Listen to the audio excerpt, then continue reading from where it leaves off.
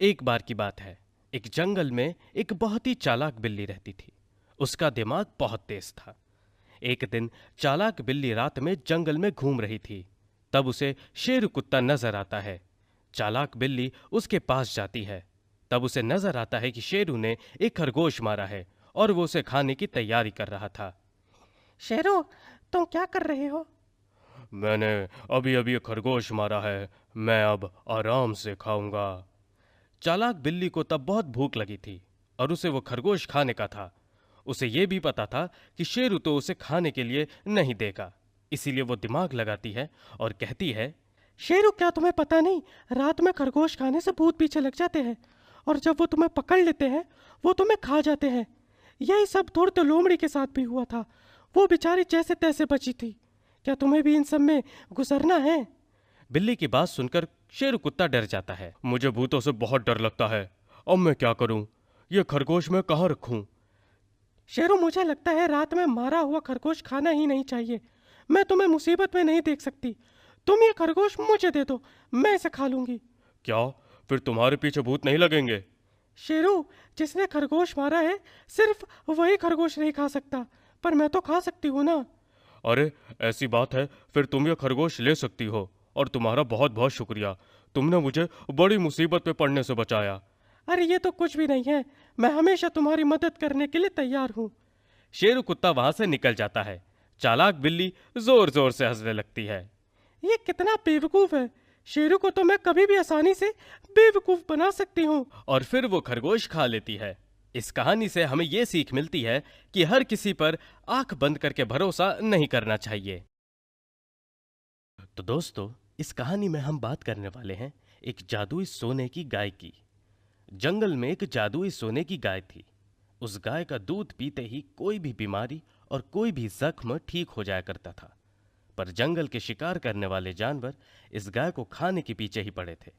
इन सब परेशानी से दूर जाने के लिए सोने की गाय जंगल के बाहर दूर पहाड़ में आकर रहने लगी। इन सब को बहुत साल बीत जाते हैं। इधर जंगल में वो शिकारी जानवर भी उस गाय के बारे में भूल जाते हैं। थोड़े दिनों बाद जंगल का राजा शेर खान का बेटा रिकी जंगल के पहाड़ों पर खेल रहा था। वो यहां वहां कूद रहा था। तब उसका पैर फिसल जाता है और वो ऊंचे पहाड़ से नीचे गिरता है। उसे बहुत जख्म आती है और वो तभी बेहोश हो जाता है। ये बात जब शेर खान को पता चलती है, वो दौड़ते हुए अपने बेटे के पास आता है। उसे अपने घर ले जाता है। बहुत सारे उपाय करने पर भी शेर खान का बेटा ठीक नहीं हो पा रहा था और वो बेहोशी की हालत में ही था। शेर खान अब बहुत परेशान हो जाता है। अपने बेटे को बचाने के लिए वो बहुत मेहनत लेता है, पर कोई फायदा नहीं होता। शेर खान बहुत दुखी हो जाता है। वो जंगल में ऐलान करता है कि जिसके पास भी उसके बेटे को बचाने का उपाय होगा, उसे बहुत बड़ा इनाम मिलेगा। जंगल के कई जानवर शेर खान के बेटे को बचाने की कोशिश करते हैं, पर उनकी कोशिश नाकामयाब हो जाती है। जंगल में एक बूढ़ा हाथी था। वो शेर खान के पास आता है और शेर खान को जादुई गाय के बारे में बताता है। शेर खान अब देर नहीं करता। वो जल्दी से जंगल के बाहर पहाड़ों में जाता है और गाय को ढूंढने लगता है। बहुत ढूंढने के बाद वो सोने की जादुई गाय उसे तालाब किनारे बैठी हुई नजर आती है। वो उसके पास जाता है और उसे बीती बातें बताता है। शेर खान, वो सब तो ठीक है, मुझे आपके बेटे को बचाने में बहुत खुशी होगी, पर मुझे डर है कि मैं जंगल में आऊं और वो शिकारी जानवर मुझे खा ना जाए। मैं तुम्हारे साथ रहूंगा। तुम उसकी चिंता मत करो। सिर्फ मेरे बेटे को बचा लो। शेर खान की बात सुनकर जादुई गाय मान जाती है। वो दोनों शेर खान के घर जाते हैं। जादुई गाय शेर खान के बेटे को दूध पिलाती है और 2 ही मिनट में शेर खान का बेटा पहले जैसा तंदुरुस्त हो जाता है। अपने बेटे को सही सलामत देखकर शेर खान बहुत खुश हो जाता है और जंगल के सभी जानवर भी खुश हो जाते हैं। शेर खान तब ऐलान करता है कि अपने जंगल की खुशामदी के लिए जादुई गाय का जंगल में होना बहुत जरूरी है। यह हमारे जंगल के लिए एक वरदान है। अगर किसी ने भी जादुई गाय को हानि पहुंचाने की कोशिश की तो उसकी खैर नहीं। तब से जादुई गाय जंगल में ही रहने लगी और जंगल के जानवरों की मदद करने लगी। दोस्तों, तुम्हें पता है बाघ जंगल का सबसे खतरनाक जानवर होता है और सुंदरबन के बाघों को तो दुनिया में सबसे खूंखार माना जाता है। सुंदरबन में एक बाघ था जिससे सभी जानवर बहुत डरते थे। लेकिन कोई एक ऐसा भी था जो बाघ से बिल्कुल नहीं डरता था। मैं हूं जादूगर चूहा। हाँ दोस्तों, वो था जानवर चूहा। बिल्कुल निडर था, किसी से भी नहीं डरता था। उसके दोस्त थे सुनहरा हिरण और छुटकू बंदर। लाइफ मजे में कट रही थी। चूहा अपने दोस्तों को अक्सर बढ़िया बढ़िया जादू दिखाता था। दोस्तों, ये सामने टोपी देख रहे हो? मैं इसके अंदर से अभी खरगोश निकाल के दिखा सकता हूँ। उसके दोस्त गौर से देख रहे थे और जैसे ही चूहे ने छड़ी घुमाई, उस टोपी के अंदर से एक खरगोश निकला। छुटकू बंदर और सुनहरा हिरण ताली बजाने लगे और बहुत खुश हुए। अरे तुम लोगों की तालियों से खरगोश डरकर भाग गया, पकड़ो उसे। जैसे तैसे खूब दौड़ भाग के वो खरगोश पकड़ में आया। इस तरह वो खूब मस्ती करते रहते थे। लेकिन एक दिन सुनहरे हिरण को रास्ते में बाघ मिल गया। भाग भैया, मुझे मत खाना प्लीज। लेकिन बाघ नहीं माना और उसने सुनहरे हिरण पर हमला कर दिया। सुनहरा हिरण अपनी जान बचाकर भागा और अपने दोस्तों के पास पहुंचा। उसने अपने दोस्तों को सारी बात बताई। इस बाघ ने तो सभी जानवरों को जीना मुश्किल कर रखा है, कुछ करना पड़ेगा। लेकिन हम तो बाघ से मुकाबला नहीं कर सकते, वो इतना ताकतवर और हम इतने कमजोर। दोनों इस तरह हार कर नहीं बैठ सकते, कुछ तो करना पड़ेगा। फिर चूहा अपने दोस्तों के साथ मिलकर बाघ से लड़ने की योजना बनाने लगा। फिर हिम्मत जुटाकर जंगल के और भी जानवर इस योजना में शामिल हो गए। दोस्तों, हम सीधी लड़ाई में बाघ से नहीं जीत सकते, क्योंकि हम सबकी मिलकर भी ताकत बाघ से कम होगी। जानवरों ने चूहे से पूछा कि फिर क्या करना चाहिए। मुझे कुछ समय दो सोचने के लिए। कुछ दिन बाद चूहा सभी जानवरों से मिला और सबको योजना बताई। बहुत बढ़िया योजना है, हम सब तुम्हारे साथ हैं नन्हे चूहे।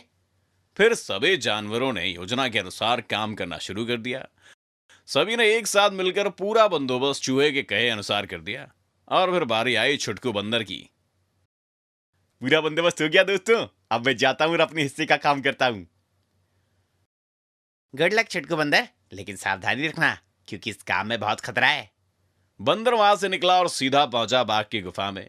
बाघ बंदर को वहां देखकर बहुत भड़क गया और जोर से दौड़ा। बंदर थोड़ा डरा, लेकिन योजना तो कुछ और ही थी। इसलिए बंदर बिना डरे बाघ के पास गया और उसके शरीर के बाल तोड़कर उन बालों से अपने दांत को साफ किया। बाघ, ए बंदर, तू पागल हो गया क्या? मौत आ गई है तेरी। लेकिन बंदर तो बाघ को मुंह चढ़ाने लगा। बाघ और गुस्से में आया। अब तो बाघ बंदर के पीछे और बंदर अपनी जान बचाने के लिए भागने लगा। भागते भागते दोनों एक पेड़ के नीचे पहुंच गए और बंदर रुक गया। अब तू मुझसे नहीं बचेगा बंदर। अगर दम है तो मुझे हाथ लगा के दिखा बाघ। बाघ गुस्से से भरा हुआ बंदर की ओर चपटा और जानवरों द्वारा बनाए गए गोले में पहुंच गया। बंदर तो उछलकर पेड़ पर चढ़ गया और जंगल के सभी जानवर उस गोले के आसपास आकर खड़े हो गए। बाघ, तुमने जानवरों को जीना मुश्किल कर दिया है। तुम्हें अपनी ताकत पर बहुत घमंड है। अब ये ताकत नहीं रहेगी, तुम भी हमारे जैसे बन जाओगे। ये कहकर चूहे ने अपनी छड़ी घुमाई और छड़ी के घूमते ही बाघ एक छोटे से खरगोश में बदल गया। सभी जानवर खुश हो गए और उसके बाद सब खुशी खुशी रहने लगे। एक हरा भरा सा जंगल था और वहां एक बिल्कुल साफ नदी बहती थी। जंगल के सभी जानवर उसी नदी पर पानी पीने के लिए आते थे। उन सभी जानवरों में एक ऊंट और उसके 2 बच्चे भी थे। ऊंट बहुत ही शांत जानवर था और वो अपने बच्चों को भी अक्सर सभी जानवरों से मिलजुल कर रहने और कभी किसी से लड़ाई ना करने की सीख दिया करता था। ऊंट बोला, बच्चों, हमेशा प्यार से रहना और बुरे लोगों से दूर रहना। कभी उनके बहकावे में मत आना। बच्चे रोज अपने पिता के साथ नदी पर पानी पीने जाते और सीधे घर चले आते। किसी भी जानवर से कोई लड़ाई झगड़ा नहीं था, लेकिन वहीं पास में रहने वाले एक भेड़िए की नजर उन दोनों बच्चों पर काफी समय से थी। भेड़िया अपने मन में बोला, इन ऊंट के बच्चों को देखकर तो मेरे मुंह में पानी आ जाता है। ना जाने कब ये मेरा शिकार बनेंगे। मेरे रास्ते का कांटा तो ये ऊंट है। भेड़िया ऊंट की वजह से उन बच्चों का शिकार नहीं कर पा रहा था, इसलिए अपने शिकार के लिए वो कुछ उपाय सोचने लगा। भेड़िए ने सोचा कि किसी तरह ऊंट बच्चों से दूर हो जाए तो उसका काम बन जाए। अगले ही दिन फिर से ऊंट और उसके बच्चे नदी पर पानी पीने गए। अब ऊंट तो भाई ऊंट ठहरे, पानी बहुत ज्यादा पीते हैं ये, और पानी पीने में समय भी लगाते हैं। वो तीनों पानी पीने में लगे हुए थे और तभी भेड़िया वहीं पास झाड़ियों में आकर छुप गया और वो सब कुछ देख रहा था। भेड़िया बोला, मुझे कुछ ना कुछ करके दोनों बच्चों को ऊंट से दूर करना ही होगा। भेड़िए ने दिमाग लगाया और तभी उसको एक उपाय सूझा। भेड़िए ने चाल सोची और उसने अपने सिर पर थोड़ा लाल रंग लगा लिया। फिर वो ऊंट के पास गया और बोला, ऊंट भैया, मेरी मदद करो। देखो, मुझे बहुत चोट लग गई है और मेरा भाई वहां झाड़ियों के पीछे पड़ा हुआ है। मेरी मदद करो। ऊंट सोचता कि भाई भेड़िए की बात पर भरोसा तो नहीं किया जा सकता है, लेकिन फिर वो कुछ सोचकर बोलता है, ठीक है, मैं तुम्हारी मदद करने के लिए चलता हूं, और बच्चों तुम यहीं रुकना, कहीं जाना मत, मैं अभी लौट कर आता हूं। अपने बच्चों को इतना समझाकर ऊंट भेड़ियों के साथ चल दिया और दूर झाड़ियों में जाकर ऊंट ने कहा, भेड़िए, यहां तो कोई नहीं है, कहां है तुम्हारा भाई? भेड़िया जोर जोर से हंसने लगा। कौन सा भाई? मेरा तो कोई भाई नहीं है, ये सब तो तुम्हें फंसाने की चाल थी। भेड़िए ने एक लकड़ी का जाल ऊंट के लिए लगा रखा था और अब ऊंट उसमें फंस चुका था। ऊंट उस जाल से बाहर आने की कोशिश करने लगा और भेड़िया ऊंट के बच्चों को अपना शिकार बनाने के लिए वहां से चल पड़ा।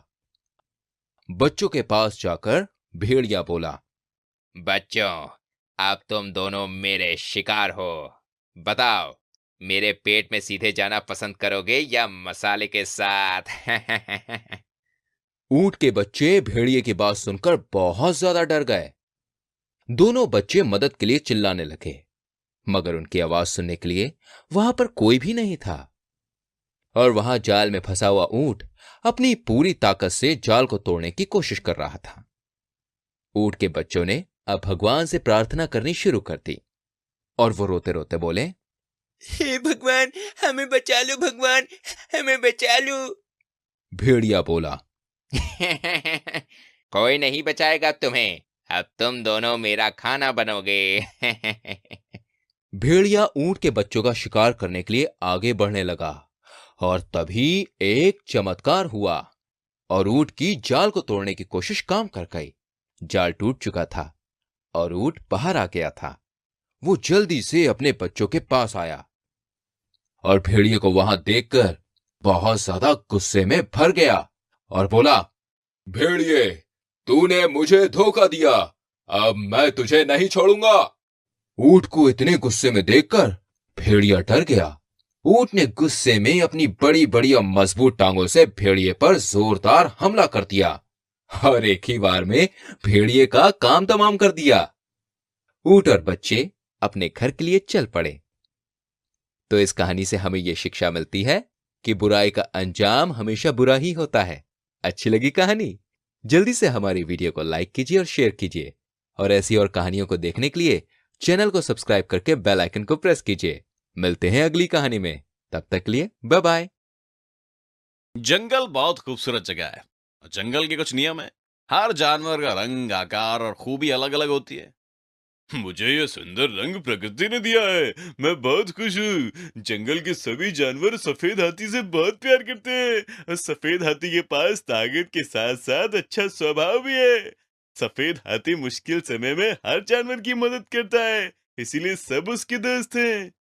इस हाथी के अनोखे रंग के कारण सब जानवर इससे प्यार करते हैं, लेकिन मैं ऐसा नहीं होने दूंगा। कुछ तो जरूर करूंगा। शियार को ये सब बिल्कुल अच्छा नहीं लगता था। वो तो बस हर समय दूसरों को नुकसान पहुंचाने के बारे में सोचता रहता था। शियार हाथी को नुकसान पहुंचाने की चाल सोचने लगा। किसी भी तरह मुझे सफेद हाथी का रंग उतारना होगा। शियार हाथी का रंग उतारने की जुगत में लग गया। क्या क्या नहीं किया उसने। कभी चुपके से हाथी को कपड़े से साफ करके देखा, तो कभी ऊपर से चुपचाप हाथी के ऊपर पानी डाल दिया। लेकिन हाथी का रंग तो प्राकृतिक रंग था, वैसा का वैसा ही रहा। सारे उपाय करके देख लिए, हफ, ये छूटता क्यों नहीं है? सियार बहुत कोशिशों के बाद उदास होकर बैठा था। उसे कुछ सूझता तब तक एक बैलगाड़ी जंगल के रास्ते पर रुकी हुई दिखी। शायद उस बैलगाड़ी का मालिक कहीं चला गया था। सियार गाड़ी को देखने लगा। अरे ये क्या है? बैलगाड़ी में एक बहुत बड़ी टंकी रखी हुई थी।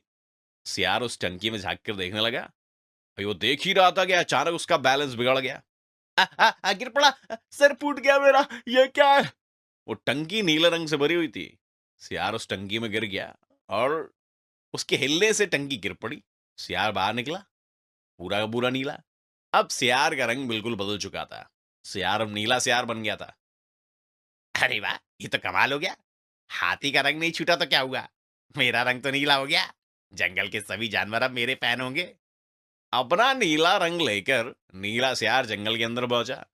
जिस जिस जानवर ने उसे देखा देखता ही रह गया। तो उस जानवर तो उसकी तारीफ ही किए जा रहे थे। अरे वाह, क्या रंग है, तुम तो कमाल के लग रहे हो। सियार उन तारीफों से बहुत खुश हो गया था। अब सियार ने सफेद हाथी के पास जाने का सोचा। हाथी के मजे लेने पहुंच गया सियार। क्या हुआ हाथी, कैसा लग रहा हूं मैं? और कैसा है मेरा नीला रंग? ये तुम अच्छे लग रहे हो, लेकिन ये रंग कितने दिन रहेगा? क्या मतलब है कितने दिन रहेगा? कोई मजाक है क्या? हमेशा रहेगा ये रंग? ठीक है भाई, अब मैं चलता हूँ, नदी में नहाने जा रहा हूँ, क्या तुम चलोगे? हाँ हाँ, क्यों नहीं। सफेद हाथी और नीला सियार नदी में नहाने जा रहे थे, तभी हाथी बोला, ए सियार, नदी में उतरने से पहले जरा सोच लो, अरे क्या मैं डरपोक हूँ? कहीं तुम्हारा रंग न निकल जाए, इसलिए कह रहा हूँ। सियार नहीं माना और शेख ही बगाड़ने के चक्कर में नदी में उतर गया। हाथी तो मस्ती में नहा रहा था, लेकिन सियार नदी के पानी का रंग नीला होते देख चौंक गया। अरे ये क्या, ये पानी नीला क्यों हो गया? अरे तुम्हारे शरीर का रंग है सियार बाबू, जैसा कि मैंने कहा था। सियार नदी से बाहर निकल आया और अब पूरी तरह पहले जैसा हो चुका था। अपना रंग देखकर उदास हो गया, लेकिन हाथी ने उसे समझाया, दोस्त, तुम जैसे हो बहुत अच्छे हो। भगवान ने सबको एक अलग पहचान दी है और हमें उस पहचान का सम्मान करना चाहिए। अब सियार खुश था, बात समझ आ गई थी, उसकी हाथी से दोस्ती भी हो गई थी। शिक्षा, हम जैसे हैं बहुत अच्छे हैं, हमें अपनी बुरी आदतों को बदलना चाहिए।